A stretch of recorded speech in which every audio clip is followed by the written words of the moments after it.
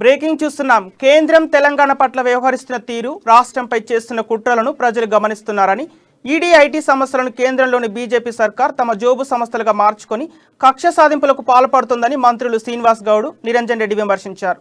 మహబూబ్ నగర్ జిల్లా నూతన కలెక్టరేట్ భవనంలో వారు మీడియాతో మాట్లాడారు. ఎమ్మెల్సీ కవితపై కుట్రలు, మంత్రి గంగులపై ఈడీ దాడులు, మరో మంత్రి మల్లారెడ్డిపై ఐటీ దాడులు చేస్తూ బీజేపీ ప్రభుత్వం అరాచకాలకు పాల్పడుతుందన్నారు. తెలంగాణ గొంతు పిసికి అల్లకల్లను సృష్టించాలని కేంద్రం ప్రయత్నిస్తుందని మండిపడ్డారు.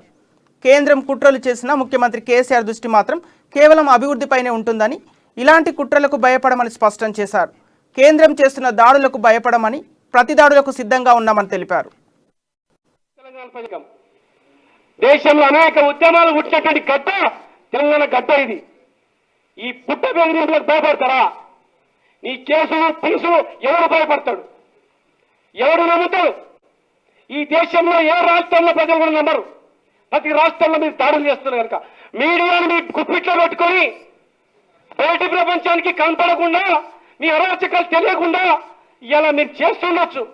కానీ ఏదో ఒక రోజు ప్రకృతి వికటించి ఖచ్చితంగా మీ గుణపాఠం అనేది ఏ ఒక్క పెద్ద ఇండస్ట్రీ, ఒక 10,000 మందికి అవకాశాలు ఇచ్చేట ఒక పెద్ద ఇండస్ట్రీ కూడా ఎక్కడ? లక్ష్మారెడ్డి గారు, మీరు పరిపాలించే రాష్ట్రాల్లో అరాచకాలు ఉండి 20 రాష్ట్రాలు, దాదాపు 20 రాష్ట్రాల్లో అన్ని ఉండి ఇలా ఒక సక్రమంగా పరిపాలించినటువంటి కేసీఆర్ గారి నాయకత్వంలో తెలంగాణ డెవలప్ అవుతుంటే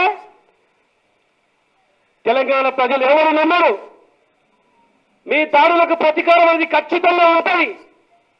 దాడులకు ప్రతి దాడులు ఉంటాయి.